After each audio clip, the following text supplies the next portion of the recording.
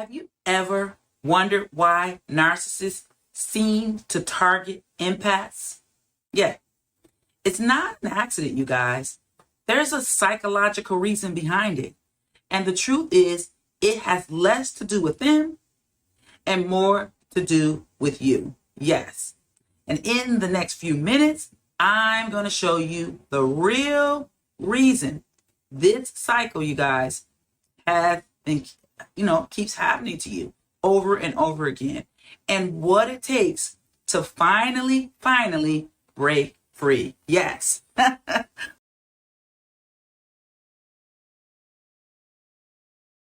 What it takes to finally break free. This is Trauma Talks, and I am Crystal Booth. Okay, thank you guys for joining me again. Okay, we want to show you how to stop focusing on the wrong thing. Okay, we spend so much time studying narcissists. Okay, we study them, we analyze them, their patterns, their manipulations, their wounds. But here's the reality, you guys. Okay, worrying about the narcissist doesn't change anything. Okay, all right. You can't heal them, okay? You can't. You can't save them. You don't need to, okay? You absolutely don't need to save them, okay? All right? The real change happens when the empath stops looking outward and starts looking inward, okay? Because the truth is, the empath is the one who has the ability to shift it, okay? To shift the cycle.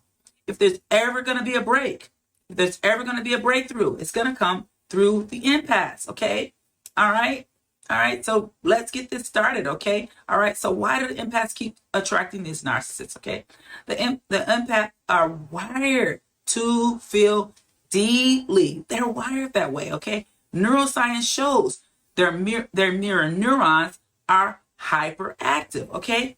Their mirror neurons are hyperactive. They can sense the emotions of others, okay? Almost as if they're their own, okay? This gift of connection is very, very powerful, okay? But it's also very dangerous, you guys. Why? Because narcissists seek out exactly that kind of energy. Yes, they are drawn to people who will absorb their pain, who will carry their burdens, and who will make excuses for their behavior. Yes, but here's the hard truth, you guys. It's not just that the narcissists find empaths, it's that the empaths often allow it. Yes. And unless the empath changes, the cycle keeps repeating itself over and over again. Yes. Okay. It won't stop. Okay. Until the empath changes.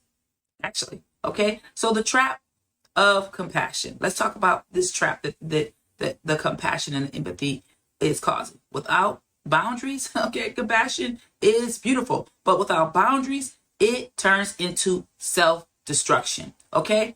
An empath thinks if I just love harder, they'll heal, okay? That's what they think. But what actually happens, you guys, is that the narcissist takes more. The more you give, the more they take. The empath gives more, and slowly the empath disappears under the weight of someone else's chaos. Yes, the empath's gift becomes their wound. Isn't that horrible? And no amount of compassion or empathy can ever fix someone who refuses to look in the mirror. Okay? That includes the empath. All right? Okay? So let's get into this, you guys. Okay? The power of self-empathy, you guys. Okay? So what's the shift here, you guys? Okay? It's self-empathy. Actually, it's self-empathy for the empath. Yes. Turning that same compassion you've always given to others back towards yourself. This isn't selfish, you guys. It is survival. Okay? Neuroscience shows that practicing self-empathy calms the nervous system. It rewires stress pathways and even changes how we make decisions. Yes, you get to be right back up here in that CEO again, okay? And out of that fear brain, okay? So for the empath, it means learning to ask, what do I need right now before rushing to meet someone else's needs? What do I need right now? Okay? Because until the empath chooses themselves, they're going to keep living in someone else's shadow.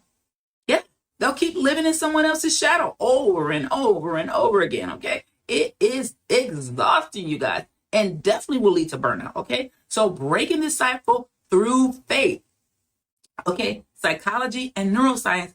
Okay, let's talk about that. The deepest transformation often requires faith. Yes, faith. Yes, faith, faith, faith. Faith doesn't have to be religion. It can be prayer, meditation, or trusting God, trusting something higher than yourself. Okay, all right, that's where it all starts, with God. Okay, it's the belief that your worth isn't measured by how much you can fix someone else. Faith gives the empath strength to let go without guilt.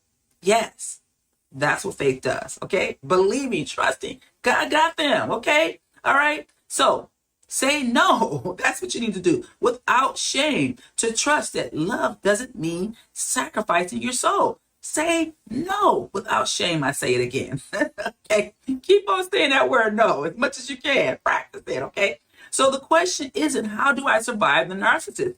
Okay, that keeps the focus on them. Okay, don't do that. How do I survive them? That you want to get the focus off of them. Okay, the real question is, how do I change the part of me that tolerates them, the part of me that tries to fix them? That's what you need to be focusing on, because the moment you shift from saving others to saving yourself, okay, the cycle breaks. Yes, breaks. Okay, the narcissist loses their grip and you reclaim your power. Yes, okay, that's the biggest transformation, from compassion that drains you, compassion with no boundaries, empathy with no boundaries, to compassion and empathy that heals you. Okay, self-empathy, self-compassion. Yes, that's what you need to do. Okay, so let's close this out, you guys. Okay, I love being here with you guys. Thank you for joining me. Go ahead and like and subscribe. Okay, so if you are an empath, stop asking why are they like this,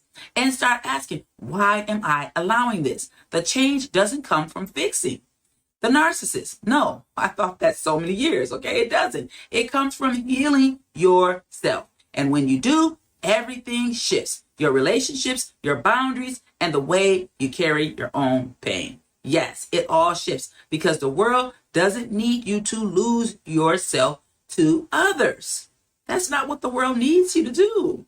Okay, we need the empaths. We need them in a better way. Okay, it needs you whole, strong, and free. All right, thank you for joining me on Trauma Talks. I will